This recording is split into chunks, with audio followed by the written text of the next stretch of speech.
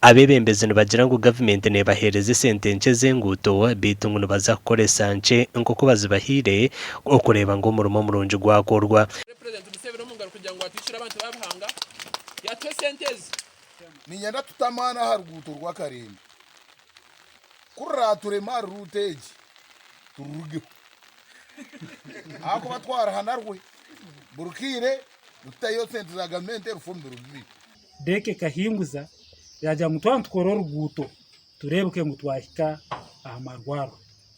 so twabintu koma hariya ngo tuza kutandikira ahirwaro enda kusima cyamane owa tukora oruguuto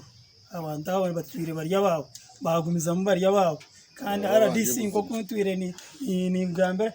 NRA mu mwatwereze kandi taro kubanganisa kandi abantu bagumana bagira government yita abaturani bagira ngo oruguuto rutwire mu mbera mbi bitu basimira bebembezi babo okubashakira kato barete byoma kanyisige nguzaza kubonera twatamburaji ubundi naba na motoka abamama kusarra Kashenyi tambura twakuza yirwaro umuntu abakaza bakuza kuzara bakuza yirwaro baba babire kumuntu ngabo mbuto bakora. Umujekerwa wa President Nicolas Nwagira ashabire ba engineer okora umurimo murungi kandi ashabire n'abaturo kuba bakareva umurimo gwo ukoreje teka maramu karvatsi wotabtiremo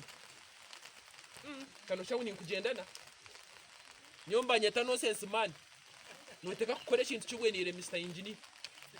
Enguuto nyinjo muri Buhweju nizitwarwa mizagarwa imintwo mu nshozi kandi ikizire nikiteganisa ebyentamburo muri district age amakuru agagasha kwa Juliet Charles.